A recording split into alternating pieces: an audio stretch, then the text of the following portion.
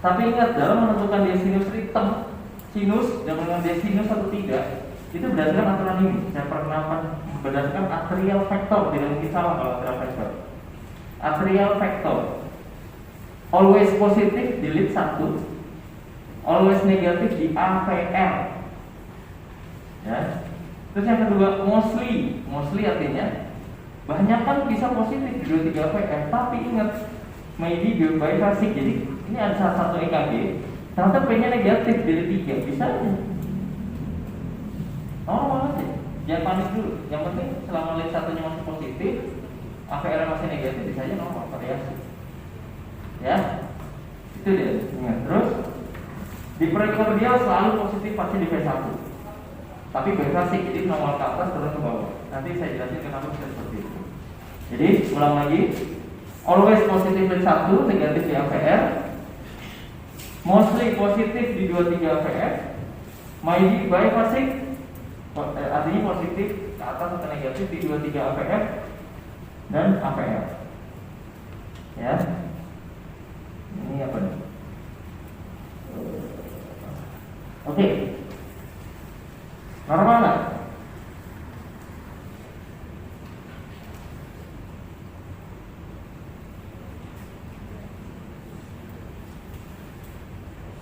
Benih. Baiklah. Apa ini? Ini kaki dok, ya benar. Ini kakinya gimana?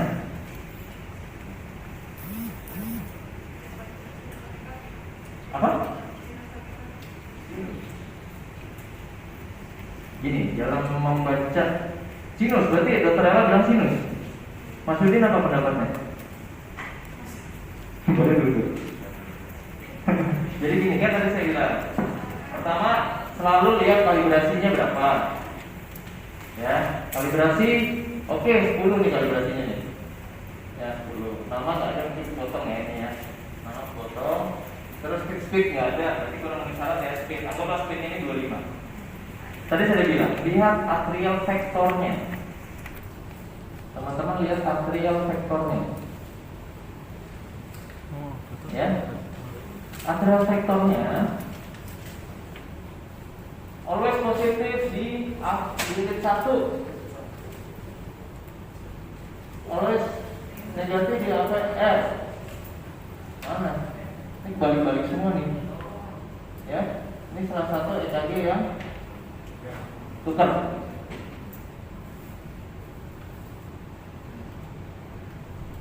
Tukar kan?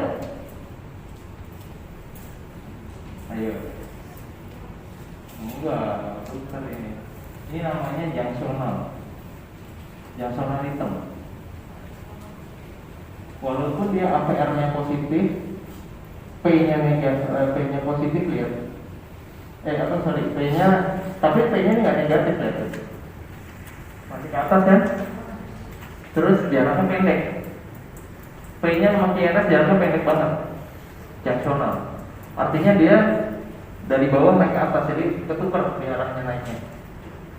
Jadi dari AVR muter, makanya kenapa di 23 AVR-nya negatif deh. P1-nya tetap positif.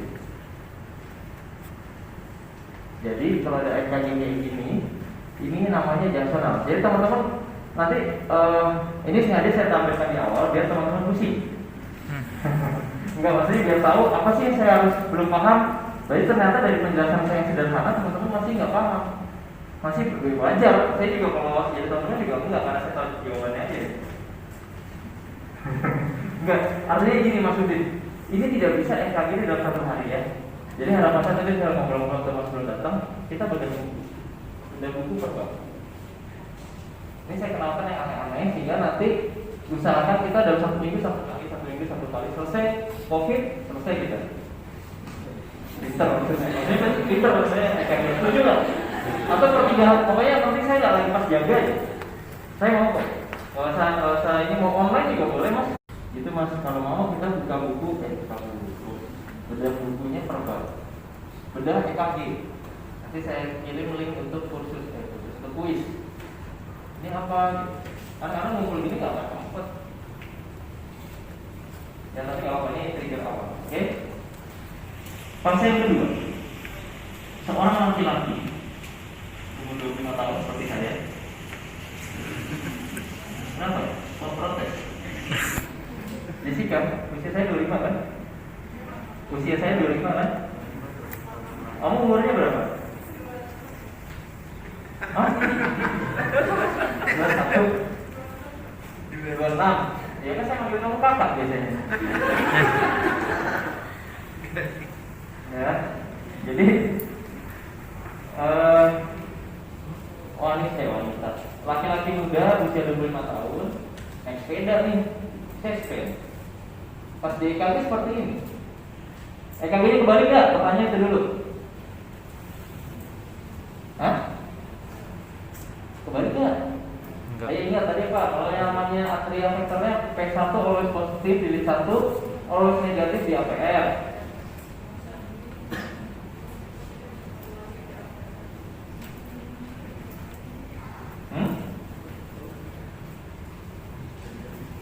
Nih, saya kasih tahu kuncinya satu lagi, ada yang lupa. Kalau terbalik, biasanya P-nya negatif, delete 1. P-nya juga kebalik. Ini P-nya positif kok. Benar kan? P-nya positif, tapi APR kok nggak sesuai dong, gitu kan? Nah, itu berarti kita udah curiga, harusnya apa? Itu namanya tadi saya bilang atrial vektor aja pegang dulu. Di luar itu berarti EKG itu benar sebenarnya masalahnya. Kan tadi kan P-nya always positif, delete 1, always negatif, delete 2. Tapi masalahnya ini kok beda. P-nya emang positif delete 1, tapi APR positif juga gitu loh. Berarti nggak mungkin kembali. Pasti ada sesuatu. Oke, jelas? Oke. Datanglah kaget pasiennya ke ICU, mana tahu udah jadi semakin umum kan? Ini datang dari IGD. IGD bilang normal, terus karena di sini dokter sama perawat-perawat yang udah pada ikut yang sekarang nih. Ya. Mana nih kagetnya? Apa ya? Oh, sama juga ternyata. Nggak, tapi minimal tahu, nih kaget kalau balik nih. Cuma apa ya katanya? Ingat, tadi saya bilang apa? Setiap kardiomiosir itu bisa mencetuskan listrik. Benar nggak? Tadi ingat nggak ada kalimatnya gitu? Sama. Bukan hanya ventrikel, tapi atrium pun iya. Ingat kalimat saya tadi? Yang namanya P itu selalu bentuknya apa? Mulus. Setuju? Betul kan? Saya ngomong gitu kan? Ya. Lihat P-nya di sini nih. Walaupun P-nya seperti ini, maksudnya walaupun P-nya ada, lihat bentuknya, runcing nggak? Aneh nggak P-nya? Jadi kalau melihat P itu jangan cuma dilihat 1, ini lihat semuanya. Lihat bentuknya, lucu kan? Lucu, runcing kan? Itu namanya P atrial, atrial rhythm, atrial rhythm. Apa bedanya sama yang tadi? Coba mundur lagi.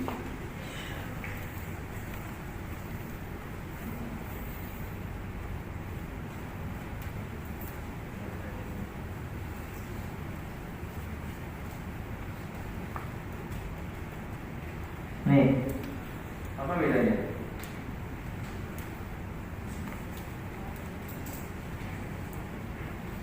Sama yang ini.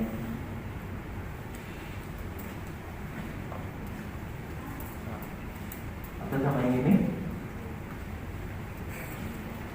Sama semuanya lebih baik. Sama semuanya. Nah, ini ya. Yang ini jaraknya mepet. Nih, jarak PR-nya mepet. PR intervalnya mepet banget. Terus jelas ada slope ini. Apa? Naiknya agak halus gitu. Slope. Itu artinya aksesori pathway-nya hidup. Artinya nih eksitasi, pre-eksitasi EKG-nya. Ini namanya diakronal tadi yang saya bilang. Diakronal. Pre-eksitasi sebenarnya ada dua ya. Ada yang WPW itu bentuknya gitu, tapi bisa gelombang P-nya kebalik, tapi bisa di depan gelombang CRF, bisa di belakang. Cuman dia masih short. Tapi kalau atrial rhythm, dia normal. Jaraknya normal. PQRS-nya normal, PR interval normal. PR interval berarti normalnya 0,12 sampai 0,2 kan? Apa udah berubah sekarang? Belum kan? Saya diem nih. Dokternya gila, ada salah tuh. Ya, ini masih normal kan jaraknya? Tadi kan pendek banget jaraknya. Nah ini namanya atrial rhythm. Ini bakalan, ini bisa ditemui pada orang normal. Bukan pada orang yang naik sepeda ya. Bukan ya, pada orang normal bisa. Jadi kalian, ini sebenarnya salah satu kelainan. Jadi kalau dulu prematur atrial kompleks (PAC) ataupun apa tuh dulu kita anggap sebagai sesuatu yang ringan. Jadi sekarang nggak bisa kayak gitu. Terus kalau pasien ini gimana? Treadmill. Treadmill mau lihat apa sih? Kalau nggak selesai dengan treadmill kita tuh penyebabnya di study. Mereka bisa di study biar tahu listriknya dari mana. Ya. Ini cuma saya mau memperkenalkan gambar-gambar EKG yang kawan-kawannya kan selama ini cuma EKG-nya kebalik gitu. Ya, kan udah paham kan EKG kebalik positif di 1, negatif di AVF, bisa positif di 23 AVF atau bisa juga positif negatif 23 AVF sama AVL. Tapi ternyata ada yang ketemu pasien kayak gini, positifnya W1 benar. Ya kan? Tapi kok positif juga AVL? EKG-nya yang salah nih gitu kan. Padahal bukan EKG yang salah, yang benar. Ya, bukan mesinnya yang salah juga, mesinnya murahan nih gara-gara COVID. Enggak, emang begini. Tindak tanduknya apa? Tindak tanduk. Langkah kita apa? Saja kalau gitu. Kalau kita dapat pasien aritmia di HCU atau di ICU, dokter atau teman-teman perawat tidak perlu lagi untuk menyarankan. Dok, maaf, saya temukan ini. Kita periksa lagi dulu gitu. Saya sangat menghargai teman-teman yang punya plan dalam mengkonsulkan. Jangan hanya advice-nya apa. Enggak. Plan saya begini-begini loh, Dok. Jadi begini-begini loh. Ya. Harus ada plan, ingat. Apalagi namanya HCU itu harus ada plan. Oke. Terus salah. Dapatnya berarti itu ya. Saya muter-muter lama-lama bisa juga nyepet muter-muter. Udah berapa kali saya muter. Negatif di kedua.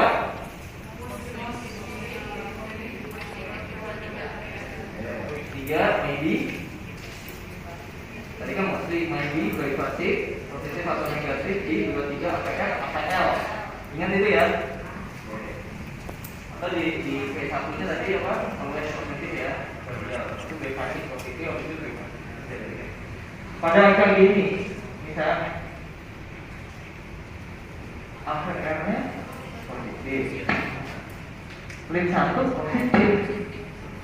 Jadi harusnya ini bukan kembali juga bukan, tapi dia tidak sinus. Nah, jadi jangan sampai kita bilang ini sinus, udah pasti nggak mungkin, udah pasti nggak mungkin. Ya. Ini kalau dilihat tuh, ini tuh muter,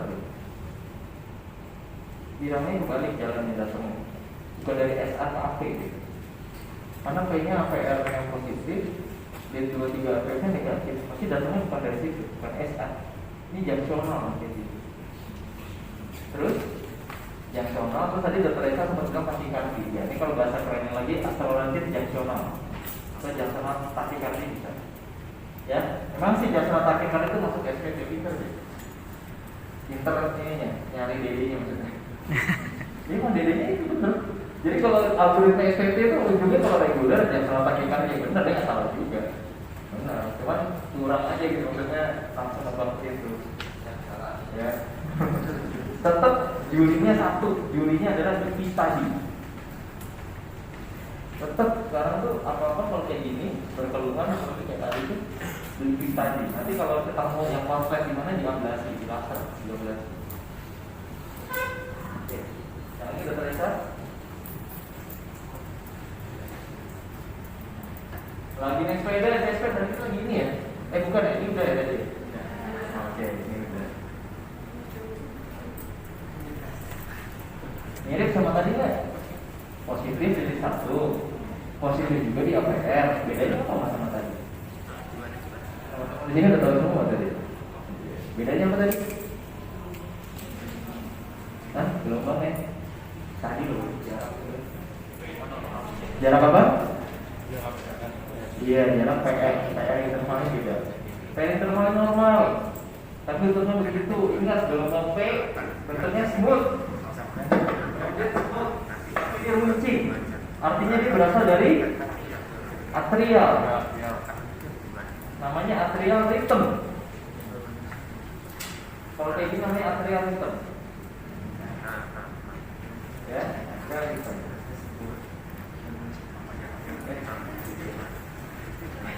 Ini besok gak usah ada lah, biasanya muternya gak ada jawaban. Kalau dihitung pakai yang bisa hitung step itu udah berapa step tadi? Oke, ini tadi di sini kita ya. Apa nih? EKG bilang. Maksudnya ini EKG-nya apa? Benar atau enggak masangnya? Ayo dulu deh. Langsung lihat satu APL, sorry. Apa? Satunya negatif, benar apa enggak? Ya, satunya positif. Nah, ini saya bilang tadi. Satunya positif. APL positif ini sih kalau pakai mata dewa. Kalau yang jauh nggak kelihatan. Ini bukan P ya. Ini P.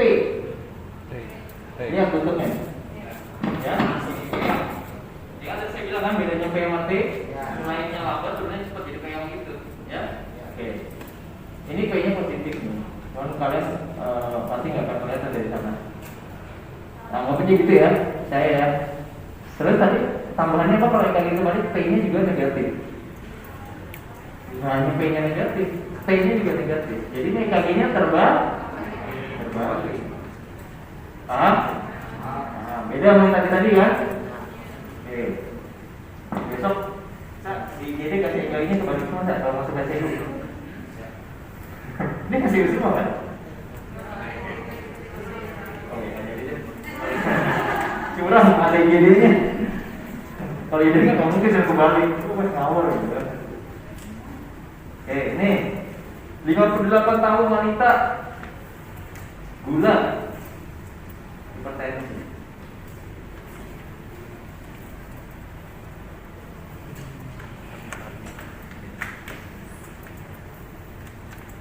Tadi gimana tadi? P-nya negatif. Kalau terbalik, ini P-nya ke atas positif. Kalau tadi kan P-nya negatif, T-nya negatif.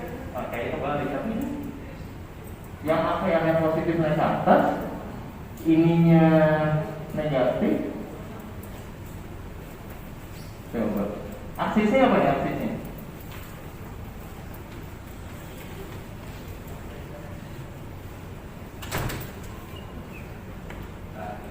Hah? Aksisnya apa? Apa? R. Ngomong R. Nah, nggak cadel teman-teman. Oke. Apa saat ini saya?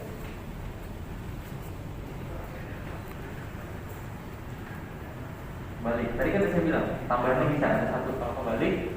Kayak tadi T-nya negatif. Untung saya nggak bisa turun di muter lagi deh. Nih. Ini kebalik nih, T-nya negatif, ya enggak? Kalau yang ini, T-nya negatif enggak?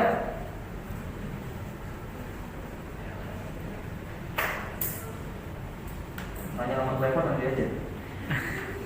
Yang di sini. T-nya positif, benar nggak? P-nya negatif, T-nya positif. Tapi kok ini P-nya positif? Gimana ya? Waduh, tambah pusing kita kan. Oke. Saya akan kasih clue satu lagi.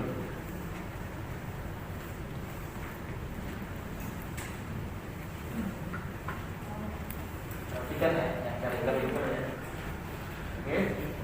P-nya negatif, delete 1. Terus APR positif. Nah, yang ini ingat, harusnya ini saya keluarkan di terakhir, tapi sekalian biar teman-teman nanti ingat lagi. Ada yang namanya R progresi R. Artinya apa? R itu, ini R nih, gelombang R, harusnya makin sini itu makin tinggi. Ini kok makin kecil? minimal sama terus gitu loh, malah ini makin kecil. Udah aneh tuh, udah pasti aneh tuh, ya nggak? Nah, jeleknya saya juga nih, nggak teman-teman aja gitu, nggak dokter, nggak perawat semuanya, nggak pernah kita pasien datang langsung tetap sama sih kaget. Saya kan masih dokter, oke kaget, nanti rumah di sini. Nah, nggak keluar udah oke stay ini kan gitu, jangan banget begitu. Pasti ada seperti tertipu dengan pasien ini. Jadi apa pasien ini? Apa? Ada yang bisik-bisik tadi. Kuping saya masih tajam, walaupun umur masih 25.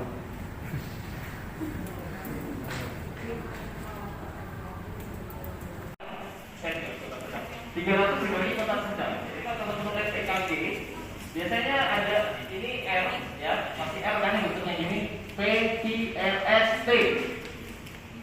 Di sini RTR, nih di sini RTR, ada kotak sedang yang namanya.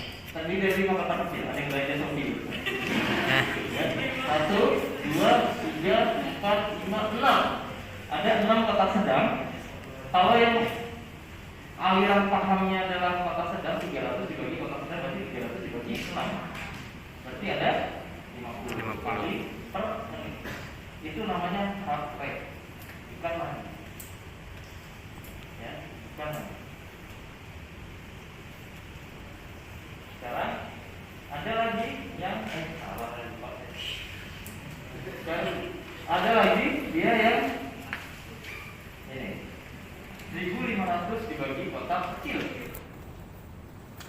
Nah, saya lebih suka ini. Kenapa? Karena kadang EKG kan nggak sama tepat di 5 kotak sedang itu, apa di garisnya sedang, sehingga kita pakainya kecil. Jadi kalau saya lebih bangun 1500 dibagi kotak. Oke. Sekarang bagaimana seandainya pasiennya iramanya irregular? Jadi jangan pernah hitung sinus arrhythmia caranya kayak tadi ya, yang kotak besar, jarak dari RR yang paling besar dikurangin RR yang paling kecil dibagi RR yang paling besar, itu bukan gitu maksudnya. Itu hanya untuk menghitung deviasi. Tapi kalau mau menghitung heart rate, pakai yang di bawah. Ya, itu sama 6 detik. 60 detik itu kurang lebih 30 kotak sedang. Ada berapa RTR-nya? Contoh ini. Anggaplah ini misalkan tidak rata, irregular maksudnya. 1, 2, 3, 4, 5, 6, 7, 8. 8 kali 10 berapa?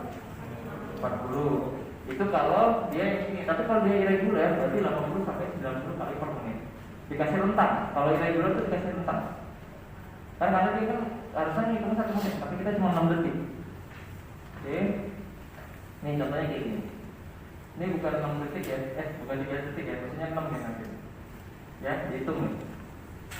Anggaplah misalkan ini 1 menit nih, 1 menit. Ini 30 detik. 6 detik. 1, 2, 3, 4, 5, 6, 7, 8. Ada 8, berarti 8 kali 10 80 sampai 90. Ya. Aksis. Nah, ini aksis itu tadi untuk menghitung aksisnya apa? Apakah aksisnya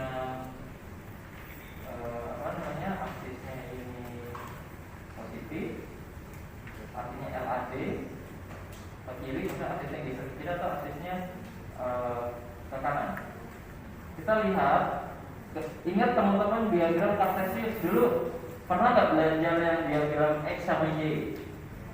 Ya, X ini Y, ya kan? Nah, kalau dulu kan yang positif ke kanan, yang negatif ke kiri. Terus kalau ke bawah negatif, ke atas negatif, positif. Itu kan dulu kan. Nah, sekarang switch sedikit, dirubah sedikit. Bahwasanya ini kita belajar jantung. Tadi kan udah ada gambar jantung tuh.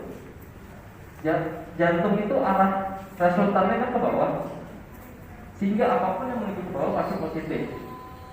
Ya.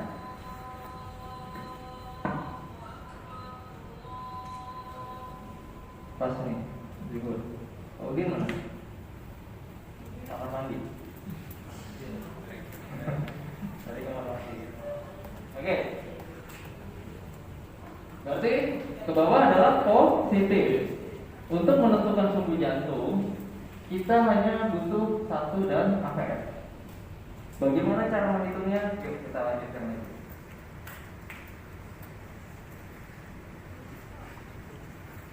Kalau ini suhu jantung horizontal ya, dilihat dari sudut ininya, sudut dari suhunya itu 0, 22, 47, 58, ini saya jarang pakai. Nah ini deh, kecil ya. Nanti kalau mau slide-nya boleh. Iya. Enggak. 1 AVF. Setuju ya tadi ya? Oke. Prinsipnya cuma gini. Lihat mana yang dominan. Kalau dominannya ke atas itu positif, dominan ke bawah itu negatif. Apa sih maksudnya dominan atas, dominan bawah? Ya, 1. Kan kita melihatnya cuma di RS-nya aja. RS-nya. R kan ke atas, S kan ke bawah. Di 1 lebih dominan ke atas atau ke bawah? Atas, berarti positif. Oke, bentar. Mana lead AVF? Nih, AVF-nya lebih dominan ke atas ke bawah? Atas, berarti positif. Pindahin ke gambar yang tadi.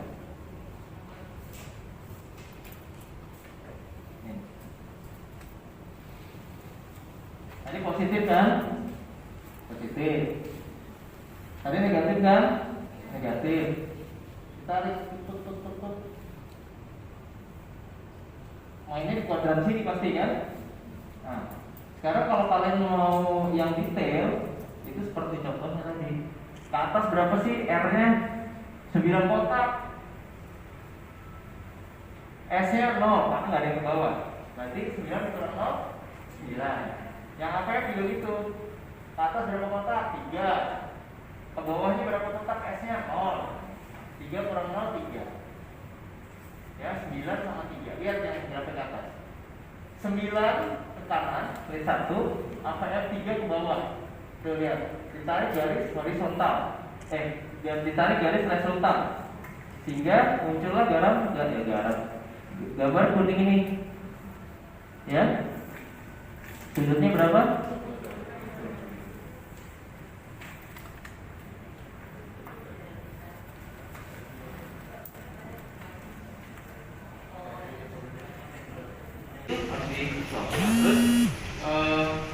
Tapi saya pernah juga ada bilang dokternya laporan 4 jam setelah saya COVID habis, jadi udah hari terakhir baru itu 4 jam, bukan itu maksudnya. Jadi 4 jam mulai pertama. Oke, saya di sana. Sekarang 500 dok, antara laporan gitu kan dok 498. Biasanya saya antara lanjut, kalau nggak saya lihat dulu klinisnya biasanya. Nah, sebagian besar saya bilang tunda terapi COVID, karena saya sudah tahu saya di IGD itu terapi COVID itu satu paket, oseltamivir, azitromycin. Nah itu, jadi jangan terjebak dengan pernyataan bahwa kloroquine memperpanjang TTC saja, itu aja, bukan, obat yang lain juga bisa. Beda kondisinya dok masalahnya. Kondisinya apa? Kondisinya adalah sekarang kita lagi COVID. Ya, azitromycin, levo pun bisa memanjang. Karena saya pernah waktu awal-awal ditunda, ternyata obatnya itu masih masuk, azitromycin. Saya lihat obatnya apa aja, azitromycin masuk. Waduh, pantas dia nggak turun. Di stop azitromycin turun ya. Ya, itu salah satu buktinya. Ada di internet itu, situsnya apa lupa saya. Jadi situ gabungan obat-obat yang memperpanjang TTC. Ada lengkap di situ. Obat-obat yang kita nggak pernah ngira. Oke, kalau saya kalau nggak salah itu bisa juga. Jadi banyak sebenarnya yang terapi. Nah, masalahnya di terapi COVID yang kita ada sekarang di dunia ini adalah polifarmaka. Ya, itu. Sebenarnya dua, bukan hanya untuk melihat efek samping obat, tapi untuk melihat efek dari si COVID. Karena COVID itu bisa memperpanjang TTC benar. Ya, makanya kalau ada yang rajin ngumpulin sebenarnya bisa jadi penelitian tuh. Gambaran COVID dengan TTC udah diberikan tuh sama Jessica ini. Cuman dia kan obat tuh, kalau mau yang pas IGD-nya aja. Dia COVID positif swab confirm, CT-nya berapa persen sih yang CT-nya normal. Tapi ingat tadi saya bilang ada rumus biasa sama PDCM, itu ingat ya, kan diingat ya. Budget itu hanya digunakan untuk heart rate 60 sampai 100. 60 sampai 100. Kalau untuk bradycardi 58, 57 memang yang pasti QTC-nya insya Allah pendek. Nggak bisa kita, itu yang harus kita pakai adalah delta-nya. Delta lebih dari 60. Ya, harapan saya teman-teman di IGD nggak perlu lagi nanya, dok advice-nya apa, tapi langsung plan saya adalah periksa QTC masuk, 4 jam kemudian periksa lagi. Jika memanjang stop, hitung QTC per hari. Kalau misalkan di bawah 500, cek EKG per 3 hari. Tulis di kertas, di station tempel, jebret. Jadi teman-teman di ruangan juga tahu, oh ini yang rutin. Efek dari terapi COVID. Ada tuh pasien masuk normal, dikasih 4 jam langsung BBC. Oke? Jadi itu harus dicatat sebenarnya, bagus tuh buat case-nya tuh. BBC apa sih ini penyebabnya? Oh kali ini 3,9, oh kali ini 3,7. Tapi ada juga dulu di 4, ya kan? 4, masih BBC. Itu kalau nggak salah orang itu awalnya 3,an, dikoreksi udah 4, hampir 5 tuh, masih BBC. Akhirnya amigdala masuk, mau nggak mau karena nggak enak ngeliat EKG-nya, BBC frekuen. Polanya sih santai aja tuh. Nah, oke.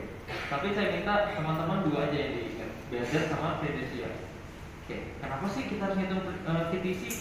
Karena QTC adalah suatu modalitas untuk prediktor apakah pasien ini mengenai mortalitas terutamanya kalau pada pasien ACS. Tapi kalau pada di sini untuk melihat kemungkinan dia akan terjadi aritmia. Obat-obatan itu gak cuma kloroquine yang bikin QTC memanjang. Ya, kadang kalau saya bilang terapi COVID berhenti, tunda, itu yang ditunda cuma kloroquine, tapi oseltamivir, azithromycin masih dilanjut, salah. Seluruhnya ditunda, komponennya. Jadi jangan hanya berpikir bahwa QTC itu dipengaruhi oleh kloroquine, tidak. Azithromycin bisa, oseltamivir bisa. Sehingga kalau ada instruksi tunda, itu artinya tidak bisa diberikan obat-obatannya. Dan benar-benar di daftar pemberian terapi itu ditandain tanda seru, stop, atau K, tunda ya, K, tunda. Jadi benar-benar, dan itu jangan sampai